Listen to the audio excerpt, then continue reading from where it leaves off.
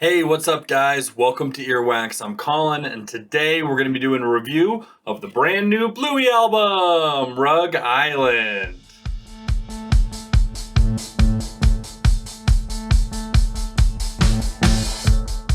Alright, guys, so this is the third full on soundtrack release by music director Joff Bush and his ensemble. I think that Bluey has got one of the best soundtracks, compositions, whatever you want to call it, of any show out there. I unironically love this show. It's my daughter's favorite show. She's 3. I watch this pretty regularly with her. If you're a parent and you've got young kids, I'm sure you're familiar with Bluey. It is, in my opinion, one of the greatest written children's television shows of all time. And I was pretty excited when I found out they were going to be doing an album.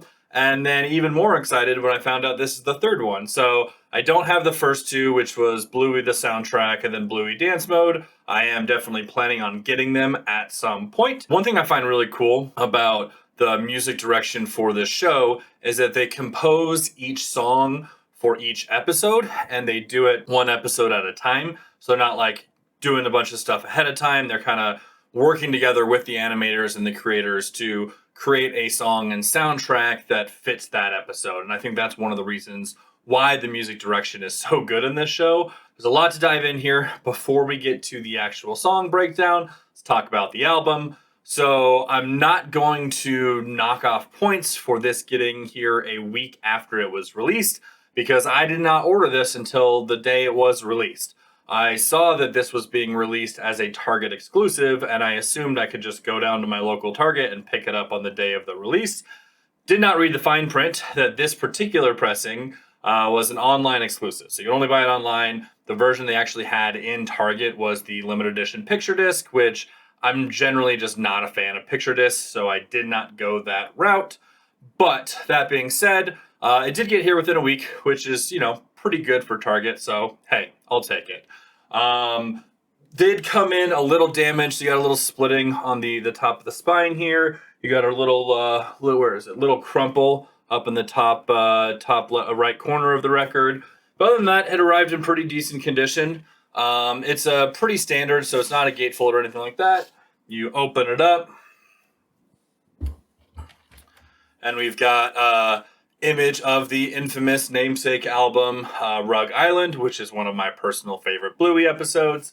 And then on the back, you've got the credits, some thank yous. So, again, all songs arranged and produced by Joff Bush, except then they've got some features on here like King Stingray, which is an Australian rock band, and a couple other ones. So, yeah, they've got a small credit to Ride of the Valkyries on Escape. They do take a little bit from there. So, and then the reason that I had to order the one online is because I really wanted this version and not the picture disc, and that's the Sunset Orange version, which I just think is gorgeous. One thing I will say, so the front label looks good. It's got the family there on the kiwi rug. Problem is the back, which is just the kiwi rug. I don't know, it's kind of hard to see. But the label itself is not flat. So it's crumpled up a little bit. It's got some bubbles in it. So not great. Again, I don't think this was made by Target. That's just who distributed it, at least in the States. So there's a couple issues with the actual physical release, but it's still fun. I didn't have super high hopes knowing that this was coming from Target. That being said, still very happy to have it. Before we get into the actual track breakdown, I will just say that, I ordered this for my daughter and also for myself, and we listened to it a few times today when it came in, and we both had a blast. She loved this album. I enjoyed it. There's a fun, listening guide that you can go to on Bluey website. We did not do that. There's games and stuff that go along with each track. So I highly recommend you checking that out, especially if you're going to be listening along with your little ones. But one thing I found while listening to this album is that this is definitely something I could put on even without my kids. There's the songs on here are still a lot of fun. There's some great tracks, and overall it's a really cool release to add to my collection. And seeing the look on my 3-year-old's face when I pulled this out of the packaging, because we together go down and listen to a record together pretty much every single day. I always let her pick one out. And now I'm afraid this is going to be the only one she ever wants to listen to. So, without further ado, let's talk about the tracks.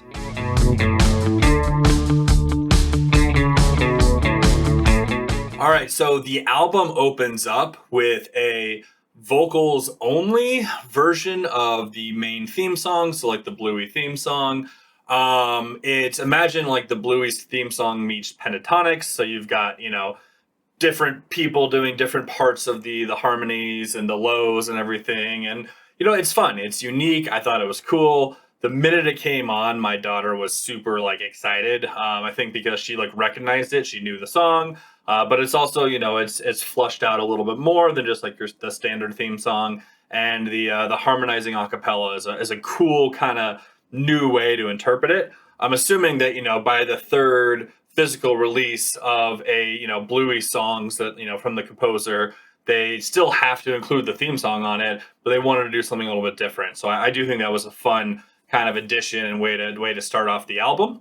From there, we get into Rug Island Part 1. And this, obviously the namesake of the album, one of the best Bluey episodes for sure. And this song, I mean, it just brings you right back into the episode. You've got like this peaceful and ethereal piano with like these light strings and some like, very gentle like vocal harmonies kind of scattered throughout it. It's a gorgeous song. And again, it brings you right into that episode. From there, we get into Obstacle Course. Now, by this point, my daughter was dancing and jumping around like crazy. It's a little jazzy, little funky, little upbeat. It's definitely a fun track. The horns kind of come in strong towards the end.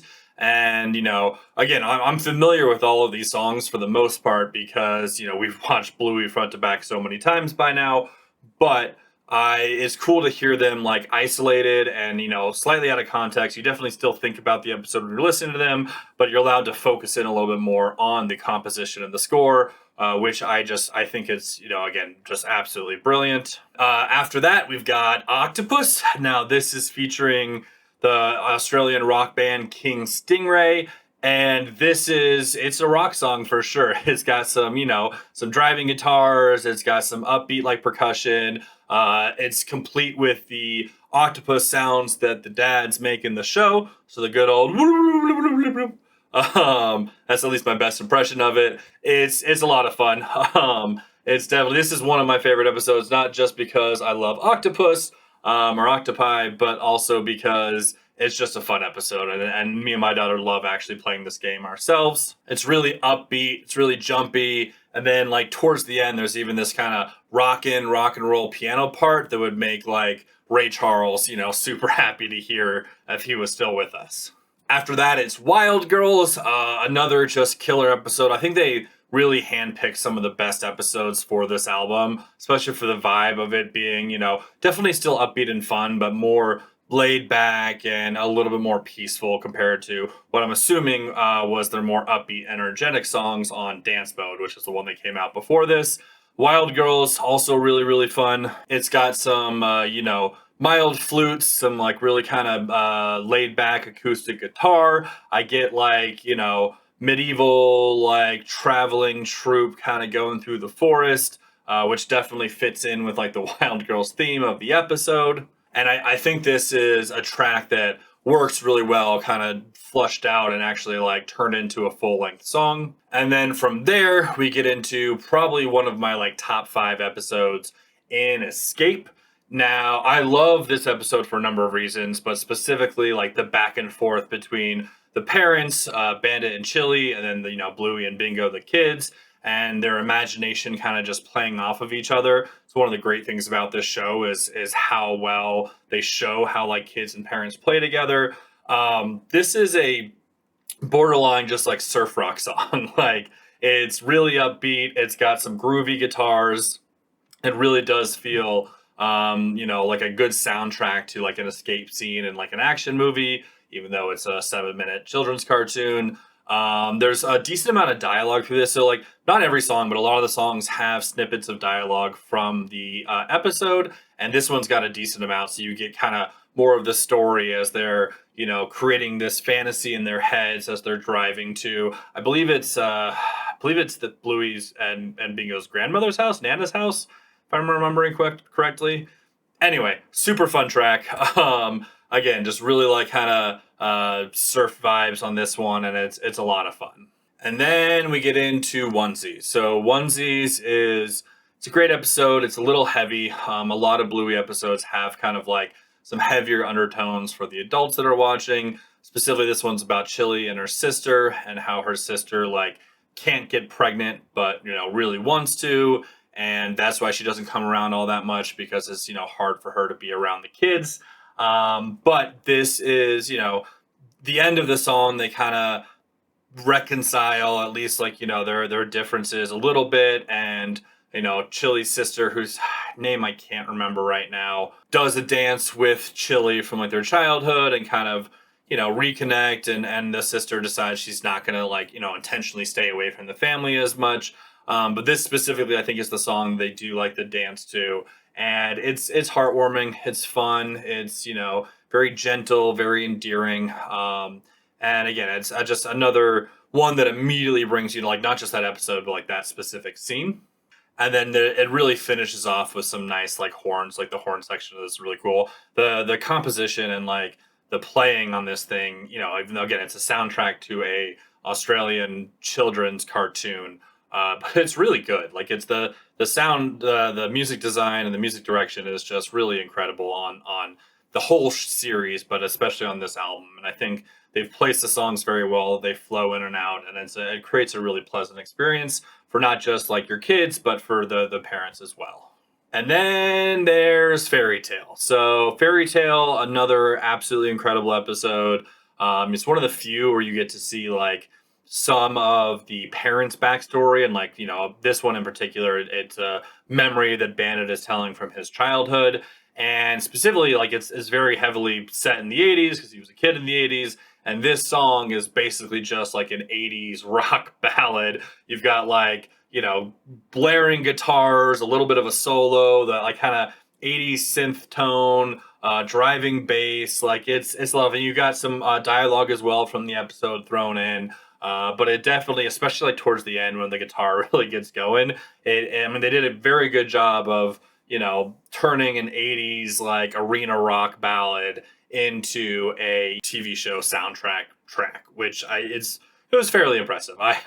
This is one of the songs that it didn't like immediately take me to the episode. I definitely got the vibe of the episode from it, but like watching Fairy Tale, there was not paying super close attention to the music. There's some episodes that I feel like the music like not necessarily make or break it, but like add so much to the experience. And this is not one, but it fits super well.